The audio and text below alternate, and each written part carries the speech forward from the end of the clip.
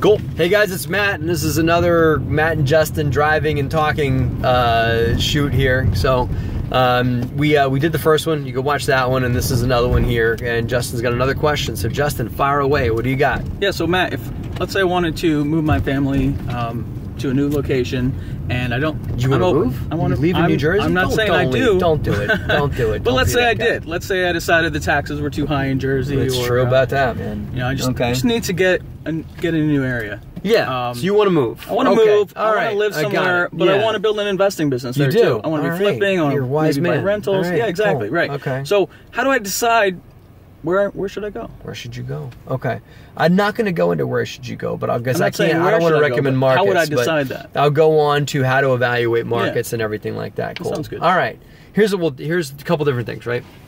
So, you know, we're just having fun riffing, but hopefully Justin isn't moving. But if you guys are, you got two different ways that you can play this, right? You can either do the house hack model, where you move into the small multi, which I wish I had done. Don't you wish you did that? Yeah, I do too. That's the way to do it. I wish I had moved into like a 4-family and occupied like a 2-bedroom unit with me and my wife, and rented out the rest of the property, and everything would have been glorious, right? I didn't do that either. So that's the first thing I would do. If you're looking to move and you want to buy a new home, I would look really hard at doing the house hack. Now, if you got like a wife who's not interested in doing that and doesn't have tenants living around him, or if you got a barn full of kids you're bringing with you or something like that, and that model might not work because you might not find the 3 or 4 bedroom apartment that you need to house your family in a multifamily as well, right? You might be able to find that in a duplex, but you're not gonna find that in a 3 or a 4 family building. You may not. So never say never, but you might not find that.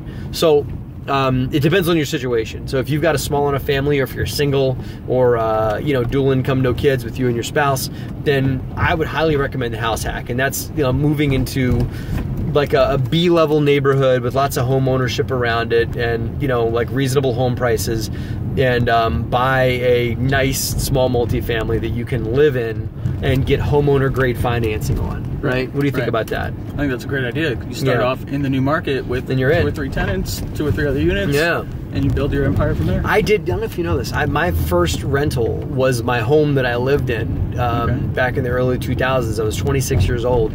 Bought a 3-bedroom, 1-bath house, and had 2 friends who lived with me. And each of these guys were paying me $500 a month, and my mortgage was $940. So you can house hack even if it's not a duplex. You can house hack a single family home. Not gonna work. Would not have worked with my wife or girlfriend living there with me. Right. But as a young single guy, that was great. And then so if you're a young single guy or gal, consider the house hack on a single family and just rent out a couple of bedrooms in the property with you. So if you're not in those boats, and if you're looking to move to a new location, and you want to just invest in real estate outside of the home that you live in, then you want to go and do some homework, and you want to look at what rent looks like in the area that you're in. And then you want to compare that rent to the purchase price, and you want to find a neighborhood that is reasonably safe and reasonably stable, but has a nice ratio of rent to purchase price. There's the 1% rule. It's on bigger pockets. I tend to at least go by the 1.5 to 2% rule. Right. And what that means is if I'm buying a property, I want the rent coming back each month to be at least 1.5 to 2% of the purchase price. So that means if I'm paying $100K, I want to make between $1,500 to $2,000 per month in rent. That's a good rule of thumb, right? Absolutely. Yeah. So you want to find the neighborhood, and it doesn't have to be those numbers, but it's got to be somewhere in those percentage ranges in the areas that you're looking to invest in, right? And just not every neighborhood's going to be ripe for that, but if you're looking to move in this town, maybe the town 10 miles over has that equation. And so I like newer investors. If you're going to manage yourself, or if you want to be a little more hands-on and make more of a return, I like newer investors being close to their investments, right? You live close to your investments because you're a hands-on investor. Yes. Yep. So if you want to be 100% passive, you can do turnkeys out of state, you can do all that, but just know you're losing some profit and you're losing some control in investing away from your home and doing like a turnkey or whatever, not being hands-on with it, which maybe that's what you got to do. But what are your thoughts on it? I think that's great. Absolutely. Look for rent to price ratios. Yeah. And then what if, but how do I decide? Like California, Florida, Texas, Michigan, doesn't matter? Throw a dart? would throw a dart. I mean, I've heard that California, it's very hard to find good neighborhoods to invest in California. I've heard it's very good in Florida.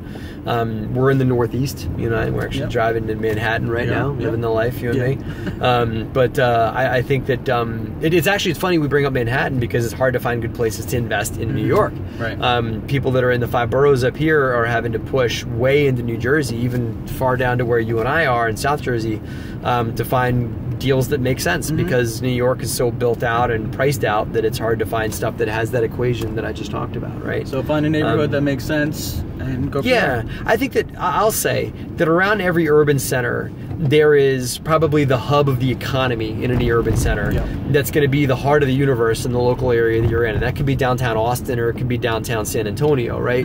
Or it could be Chattanooga, it doesn't matter, right? There's that area. And if it's a depressed downtown, then that's where you want to be.